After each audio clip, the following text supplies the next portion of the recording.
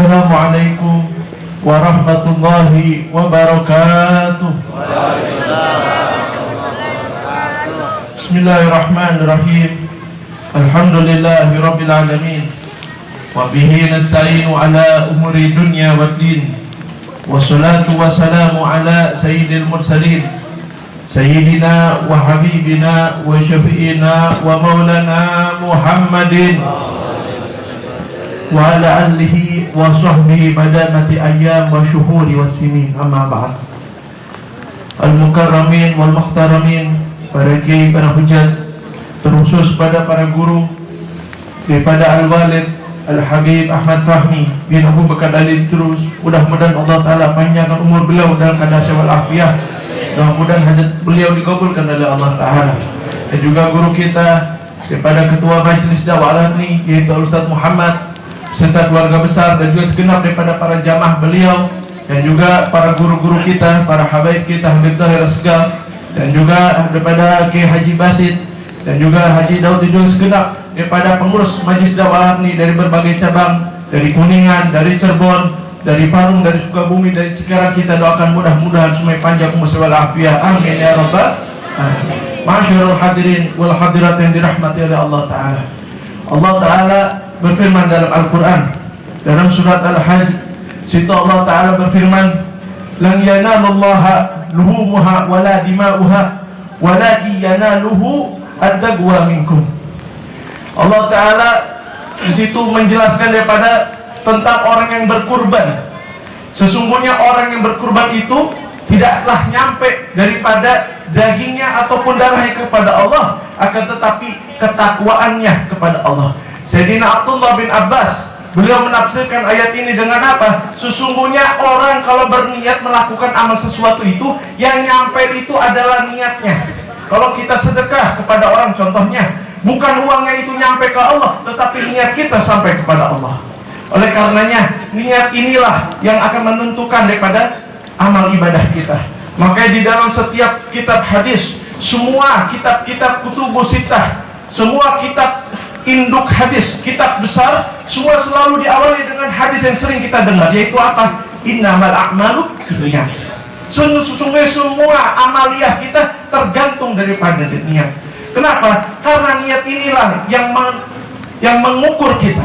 Karena niat ini yang akan mengukur kita. Tidak sedikit amal yang kecil, ya, akan menjadi besar dengan apa? Dengan niat yang baik, dengan niat yang besar. Oleh karena saudara hadirin wal hadirat yang dirahmati oleh Allah Subhanahu wa Ta'ala, karena niat ini adalah kunci kebaikan. Niat ini kunci kebaikan. Biar kata kita mengamalkan amal-amalan yang soleh, tetapi dengan niat yang buruk, dengan niat yang kurang sempurna, tidak akan menjadi sempurna.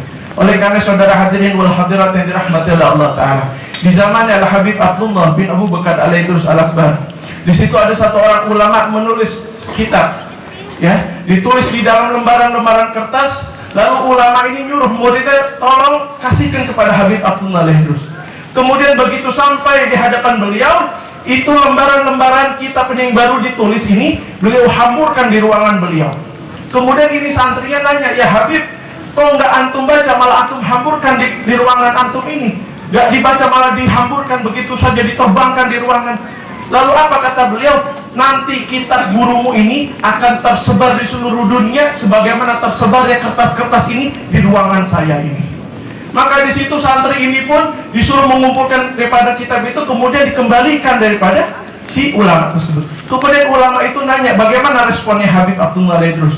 Kemudian kata itu santri, ya, kata itu santri, itu kitab antum ya guru, itu dihamburkan di ruangan beliau. Lalu apa kata itu ulama? Berarti insya Allah nanti kitab aku bakal tersebar di mana-mana. Jadi seperti itulah ulama-ulama terdahulu, kalau menulis kitab, mereka itu menguji keikhlasannya dengan seperti itu. Menguji keikhlasannya, ya, saya ini ikhlas atau tidak ini nulis kitab, ya, dengan seperti itu. Sebagaimana kitabnya Jurumiyah, ya, itu kitab Jurumiyah itu diceritakan bahwasannya ama yang si mu'alif itu, si penulis itu dicemplungkan di laut. Kemudian ditemukan oleh nelayan, keluar cahaya dari dalam laut. Ya, diambil diserok oleh itu nelayan, ternyata itu adalah kitab Jurumiyah, kitab yang sering dibaca oleh santri. Kenapa? Dengan tujuan untuk mencari tahu seberapa ikhlasnya kita ya di dalam mengamalkan. Begitu pula kita saudara hadirin yang dirahmati oleh Allah Ta'ala. Jadi jangan sampai ketika kita mengamalkan amaliyah, ketika kita beribadah, tercampur niat-niat yang buruk, tercampur niat-niat keheriaan, tercampur daripada niat-niat selain Allah Subhanahu wa Ta'ala. Jangan dipikir sifat riya itu ya hanya pengen dilihat orang, tidak. Akan tetapi riya juga ketika kita meninggalkan suatu ibadah, suatu amalan karena orang, itu juga riya. Oleh karena saudara hadirin wal hadirat yang dirahmati oleh Allah Ta'ala, ada satu orang soleh ya, ini orang soleh selalu sholat di masjid di shaf pertama, sholat di masjid selalu di shaf pertama. Kemudian suatu ketika ya, setelah ini orang ini istiqomah selama 30 tahun lebih ya, kemudian dia dapati dia terlambat masuk ke masjid, kemudian dia cuma dapat di shaf kedua. Setelah sholat ya, dia merasa di dalam dirinya ini, dia bilang ke dalam hatinya, dia malu kepada orang karena dia sholat di shaf kedua. Akhirnya dia sadar, ya Allah, ternyata selama ini sholat saja ini riya. Akhirnya apa? Orang sholat ini mengulangi sholatnya selama 30 tahun. Kenapa? Karena dia tahu, karena dia sadar bahwasannya selama ini dia sholat ya bukan karena Allah, tetapi karena orang. Nah, ini harus kita hindari. Oleh karena saudara hadirin wal hadirat yang dirahmati oleh Allah Ta'ala, perbaiki niat kita, insya Allah dengan keikhlasan inilah senjata utama kita. Kenapa? Karena segala sesuatu yang ikhlas akan menjadi sempurna. Segala sesuatu yang ikhlas akan menjadi nikmat. Segala sesuatu yang ikhlas akan sampai kepada Allah Subhanahu wa Ta'ala. Mudah-mudahan Allah Ta'ala panjang umur guru-guru kita dalam keadaan sehat walafiat. Kurang lebih mohon maaf. Assalamualaikum warahmatullahi wabarakatuh.